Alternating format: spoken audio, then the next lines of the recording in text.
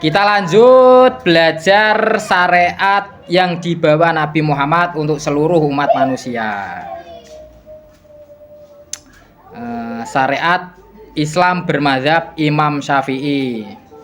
Syariat yang dibawa Nabi Muhammad untuk seluruh umat manusia. Kita belajar tentang bab Kitabus Sholati. Perbedaan antara laki-laki dan perempuan di dalam sholat. Yang menerangkan adalah Gus Falah. Kita saksikan keterangannya. Monggo Gus Falah, panjenengan terangake. Bismillahirrahmanirrahim. Faslun wal mar'atu tukhalifu ar-rajula. Dalam beberapa perkara perempuan itu dalam beberapa masalah atau aurat, di sini perempuan auratnya beda dengan laki-laki dalam sholat. Perempuan untuk laki-laki di sini perempuan itu beda dengan laki-laki dalam 5 perkara. Ini dalam sholat ada 5. Yang pertama adalah laki-laki di sini merenggangkan kedua sikunya dari lambungnya, artinya menjauhkan sikunya. Jadi rodok begang lah kabangan, dipegangake gun sikute mungkin ora nyonggo wetenge, rodok dipegangake keadaan rukuk ataupun sujud. Yang kedua, melipat atau mengangkat perutnya dari pahanya. Ini ketika sujud, jadi agak sedikit memanjang atau orang nempel lah, orang koyok wong sujud sing diprok.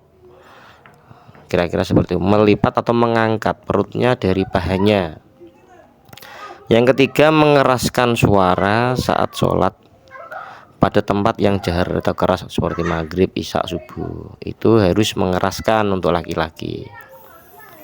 Terus ketika ada untuk yang keempat itu ketika lupa dalam sholat atau dalam menemui imam ada yang lupa dengan sholatnya, maka kita cara memberitahu atau mengiklamnya itu dengan membaca tasbih subhanallah seperti itu dengan niat dzikir, itu enggak apa-apa, atau dengan niat memberitahu seperti itu, dzikir besertaan dengan memberitahu. Tapi jika niatnya hanya sekedar iklam saja, memberitahuan sih tanpa ada niat dzikir, sekedar iklam memberitahu saja tok, maka di situ batal. Harus ada niat unsur dzikirnya. Untuk yang kelima, auratnya laki-laki antara pusar sampai baina surah wa rukbah. Terus untuk perempuan beda dengan laki-laki seperti di atas, itu bedanya ada pada ini untuk perempuannya itu kebalikan, ada sedikit kebalikan ini saat sujud dan rukuknya. Untuk perempuan ketika rukuk atau sujud ini menempelkan perutnya pada pahanya, ini otomatis tercondong pada sujudnya. Kalau rukuknya di sini adalah tidak sedikit tangannya diingkup ke sidik, artinya tidak terlalu megagah seperti itulah. Coro tangannya rodok digagake sithik, terus nggak wong itu ditempelake. Jadi sikute rodok mingkup, terus ketika sujud pahanya rodok ditempelake wetenge. Perut karo paha ditempelake. Jadi sujudnya rodok beda mbek sing wong lanang. Ya mungkin gandul-gandul piye ora arti. Untuk terus memperlambat suara atau pelan, melirihkan suara, ojo banter-banter ketika ada laki-laki lain misalkan sholat ning mushola terus jamaah untuk ono lanang ning kono, kita harus suaranya lirih, pelan-pelan untuk seorang perempuan. Tapi ketika sholat sendiri atau jamaah dengan sama perempuan, di situ boleh dengan suara yang jahar, maghrib, isya, subuh. Di tempat-tempat jahar seperti laki-laki boleh, tapi sama-sama perempuan. Selanjutnya ketika ada imamnya salah, maka tidak dengan baca subhanallah seperti umumnya laki-laki, tapi dengan tepuk tangan dengan cara tepuk tangan dengan telapak tangan kanan dengan punggung telapak kiri, atau dibalik. Jadi telapak tangan kanan menepuk punggung telapak tangan kiri. Jika tepuk tangan batin ketemu batin seperti tepuk tangan pada umumnya dengan niat bersanda, meskipun ning kono sedikit alun-alun lah atau santai atau kalem, terus ning kono ngerti nak iki haram, ning kono batal salate batal, niat bersanda mau.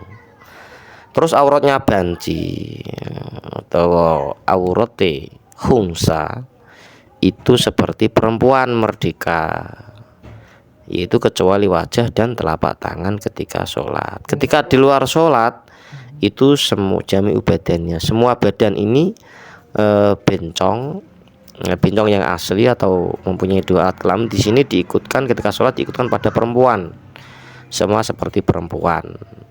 Jadi sholatnya seperti itu. Terus untuk kemudian auratnya ammah atau budak itu seperti laki-laki, yaitu baina surah warubah. Mungkin sekian dari sini. Faslun wal mar'atu tukhalifu ar-rajula. Ketika ada salah-salah silakan komen, silakan dikritik, silakan beri masukan, kita sama-sama belajar.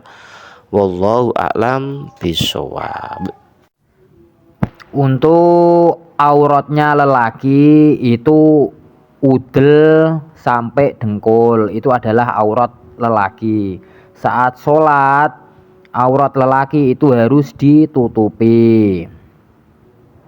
Untuk aurat wanita itu semua tubuh wanita itu aurat kecuali wajah dan telapak tangan. Jadi saat sholat semua tubuh wanita itu harus ditutupi kecuali wajah dan telapak tangan. Wajah dan telapak tangan wanita itu bukan aurat. Semua tubuh wanita itu adalah aurat kecuali wajah dan telapak tangan. Wallahu alam bishawab.